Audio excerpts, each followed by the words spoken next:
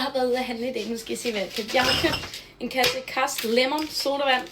En kasse tomatjuice, fordi at min yndlingsdrink er en Michelada. Så den laver vi lige om lidt også. Jeg har købt syltede gurker, jeg har købt kabersbær. Elsker. Så har jeg købt sådan noget soybean paste. Rice noodles. Okra. En sød kartoffel. 4 pakker enoki svampe. Majs. Og nogle andre svampe. Så har vi også købt sådan en basse her.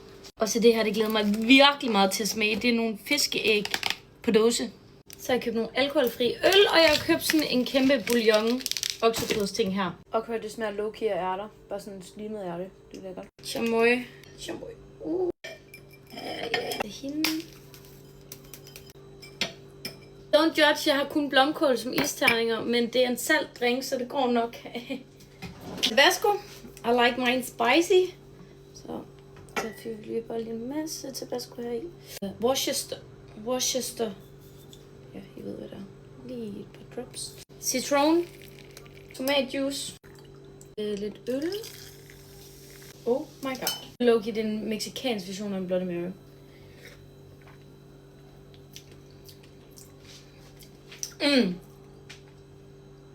Det er salt, det er spicy, det er surt.